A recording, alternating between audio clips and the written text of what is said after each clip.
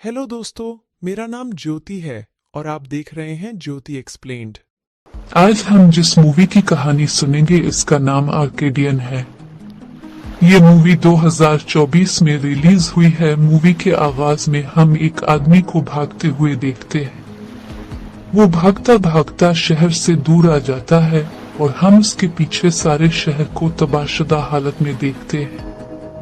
हर तरफ धुआं ही धुआं होता है। भागने वाले आदमी का नाम पाल होता है और वो अब शहर से बाहर जंगल में एक जगह पर आता है, वहाँ जहाँ पर उसके दो जुड़वा बेटे रो रहे होते हैं। अभी वो बहुत छोटे होते हैं। आगे हम 15 साल बाद का मंजर देखते हैं। पाल के बेटे बड़े हो चुके होते हैं। वो तीनों अभी भी जंगल में बने एक घर में रह रहे होते हैं और शाम होने से पहले ही घर वापस आकर सारे दरवाजे और खिड़कियां बंद कर देते हैं और फिर मिलकर डिनर करते हैं। डिनर के दौरान ही पाल के दोनों बेटों में बहस हो जाती है, तो पाल उन्हें डांटते हुए कहता है कि क्या तुम दोनों जानवर हो जो इस तरह लड़ रहे हो। अब वो सब डिनर के बाद इकट्ठे बैठे होते हैं तो उनके पालतू डॉग को कुछ महसूस होता है और वो जमीन को खोदने जैसा एक्ट करने लगता है। पाल और उसके बेटे नीचे जाकर देखने लगते हैं तो उनके घर में मौजूद एक डोर 3 बार जोर जोर से बजता है और फिर खुद ही बजना बंद हो जाता है। सुबह होने पर पाल इस डोर को खोलने की कोशिश करता है। पाल का एक बेटा बहुत अच्छी स्केचिंग करता है। पाल इससे बहुत खुश होता है और अपने घर के गैराज में खड़ी एक पुरानी गाड़ी को ठीक करके उसे स्टार्ट करता है और अपने बेटे को ड्राइविंग सिखाता है। ड्राइविंग सीखने के बाद अब वो दोनों भाई अकेले ही जंगल में चले जाया करते थे। एक लड़के का नाम थॉमस होता है और दूसरे का नाम जोसेफ होता है। थॉमस गाड़ी से उतर जाता है और अपने भाई से कहता है कि तुम मेरा इंतजार करना, मैं शाम होने से पहले तुम्हें यहीं पर मिलूंगा, और खुद जंगल में भागता दौड़ता मिसेस रोज के घर पर आ जाता है। वो पहले भी उनके घर पर आया करता था और उनके कुछ काम कर दिया करता था। मिसेस रोज के घर थॉमस को शार्लट नाम की एक लड़की मिली। पाल इस दरवाजे को खोले बगैर ही दोबारा से इसको फिक्स कर देता है। जोसेफ इस जगह पर चला जाता है जिसका स्केच वो अक्सर बनाया करता था। वहाँ पर बहुत से कॉकरोच मिलकर उस पर हमला कर देते हैं। दूसरी तरफ थॉमस और शार्लट की दोस्ती हो जाती है और वो दोनों मिलकर एक दूसरे के साथ अच्छा वक्त गुजारते हैं। शार्लट थॉमस को अपने बचपन में खेले जाने वाली गेम्स के बारे में बताती है और वो दोनों मिलकर बहुत एंजॉय करते हैं। शाम होने वाली होती है तो थॉमस घर की तरफ दौड़ लगाता है। जोसेफ भी इस जगह से बाहर आ चुका होता है। पाल सबसे पहले घर आता है और अपने बेटों को आवाजें देता है, पर वो दोनों तो घर पर होते ही नहीं। थॉमस जंगल में भागते हुए एक जगह से फिसलकर गिर जाता है।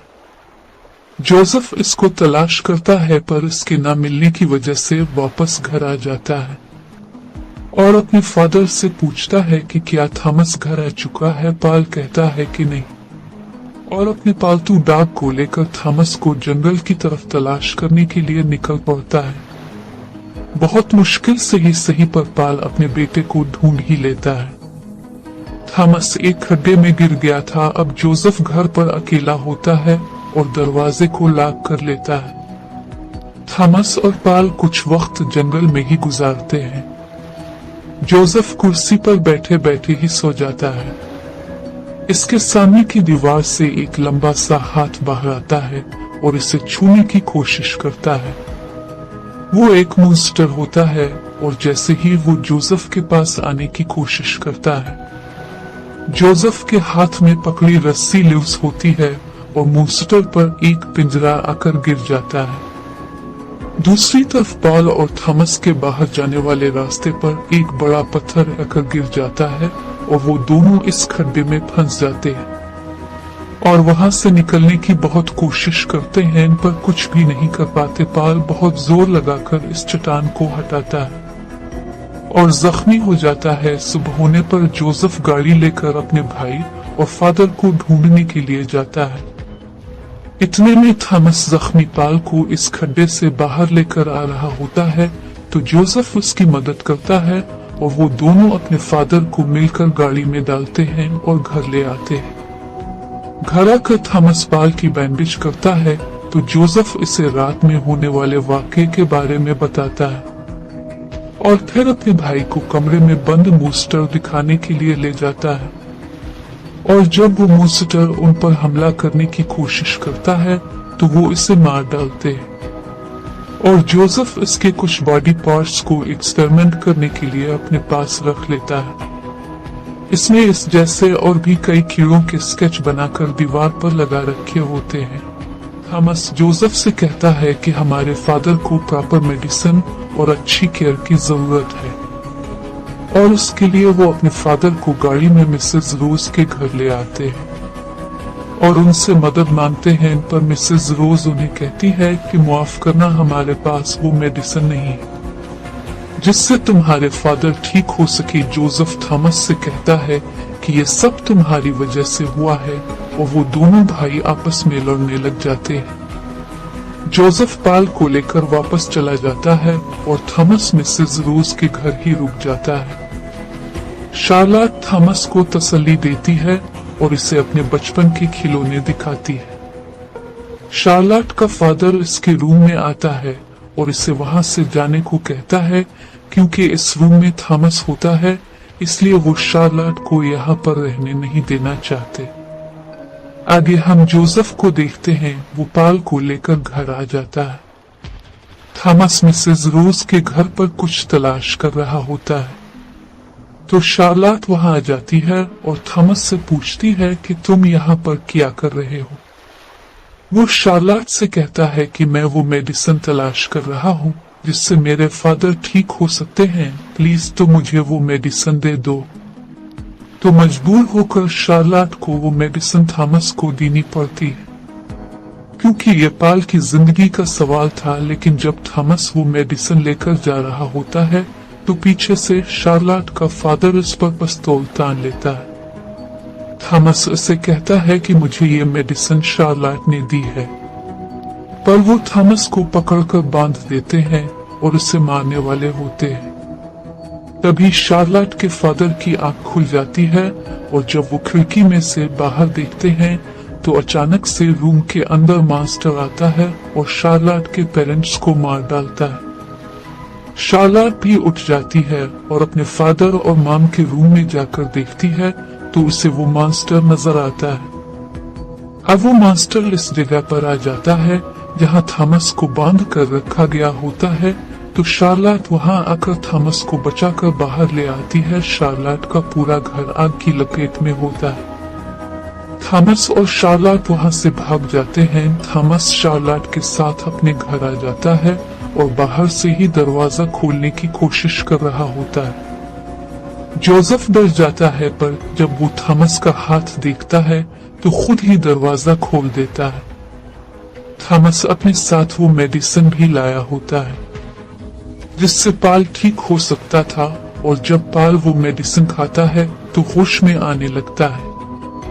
जोसेफ भागता हुआ नीचे आता है। थॉमस भी इसके पीछे पीछे आ जाता है। जोसेफ उसे फ्यूल से भरी एक केन देता है और उसने इस जगह की पहले से ही निशानदेही कर रखी होती है जहां से मॉन्स्टर निकलता था। शार्लट भी वहीं पर आ चुकी होती है। जैसे ही वो मॉन्स्टर बाहर आकर थॉमस को पकड़ता है, शार्लट उसको गोली मारती है और वो सब लोग वहां से भागकर ऊपर आ जाते हैं और जैसे ही इसको मारने का बंदोबस्त कर रहे होते हैं, पाल कमरे से बाहर आता है और हिम्मत करके मास्टर को मारता चला जाता है। और जैसे ही शार्लट और पाल के दोनों बेटे इस कमरे से बाहर जाते हैं, पाल डोर को लॉक कर लेता है और अपने बेटों के बचपन को याद करता हुआ आगे बढ़ता है। सामने से मास्टर की फौज आ जाती है और जोसेफ के किए गए प्लान के मुताबिक बहुत तेज आग जल जाती है। तीनों बच्चों ने तो खुद को एक बॉक्स में बंद कर रखा होता है जिसकी वजह से वो बच जाते हैं और जैसे ही आग कम होती है वो सब बॉक्स से बाहर आ जाते हैं और पाल को आवाजें देने लगते हैं और फिर गाड़ी में बैठकर वहां से दूर जाने लगते हैं। सारे मॉन्स्टर आग में जल जाते हैं तो वो तीनों सुकून का सांस लेते हैं। वो तीनों खुद तो बच जाते हैं पर उन्होंने अपने पेरेंट्स को खो दिया होता है। शार्लट उन्हें याद करते हुए बहुत रोती है। अब वो तीनों अपने ऐसे ही कहानियां देखने के लिए मेरा चैनल सब्सक्राइब करें ताकि जब भी कोई वीडियो अपलोड हो तो सबसे पहले आप देख सके। धन्यवाद।